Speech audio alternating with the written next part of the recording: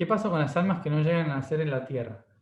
Mm, no sé a qué se refiere con problema, pero mm, eso es un tema muy amplio porque depende muchísimo de las entidades que estaban haciendo para venir a la Tierra, ¿no? Porque nosotros tenemos gente que está encarnada desde la cuarta dimensión, desde la quinta y desde la sexta, ¿sí? Entonces, dependiendo de la dimensión en que estén encarnadas en el planeta, es muy diferente. Cuando una persona, que es lo normal es que las personas que encarnan en el planeta, las almas que vuelven al planeta, hayan estado en cuarta dimensión. ¿Sí? Es como si fuera una pirámide, ¿no? O sea, acá arriba está la sexta dimensión, la quinta dimensión, y la gran cantidad de personas que llegan a la tercera son de la cuarta dimensión. Entonces, la gente que está en cuarta dimensión, ¿por qué? Porque la mayoría de todos los que nos morimos, nos quedan miles de cosas por entender, nos quedamos ahí en nuestro ensueño, en nuestras ideas de la realidad, etcétera, nos quedamos atrapados en la cuarta dimensión.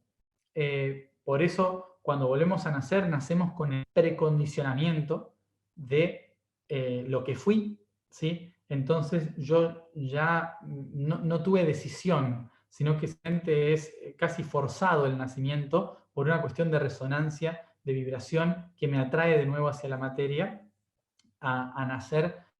Por lo tanto, desde cuarta dimensión no hay libre albedrío tampoco en esa decisión de quiero volver a la Tierra, ¿sí?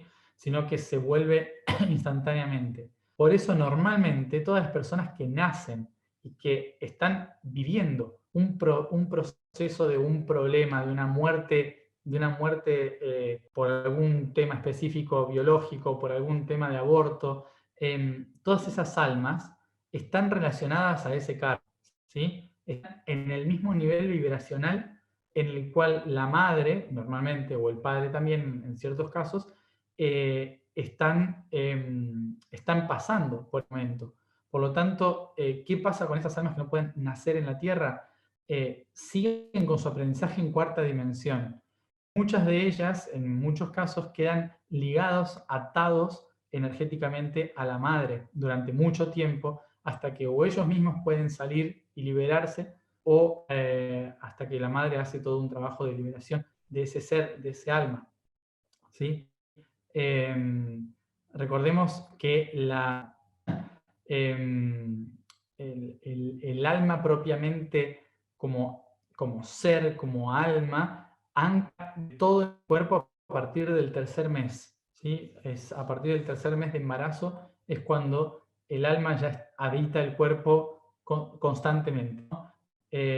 Previo al tercer mes, el alma es como que está y no está, se mueve, pero sale, no está tan del todo presente, sino que está más alrededor de la madre con un pie dentro del cuerpo, ¿sí? Entonces, energía del alma que se está adaptando a los chakras. Hasta que no tiene todos los chakras formados el feto, el alma no se adhiere energéticamente a la materia.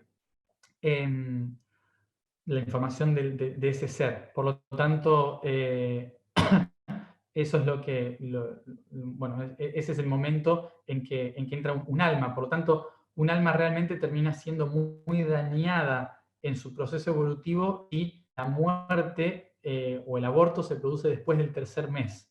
Antes del tercer mes, el daño no es tan grande para el alma, ¿sí? Aunque se produce un trauma energético que está relacionado al aprendizaje del alma, ¿sí? O sea que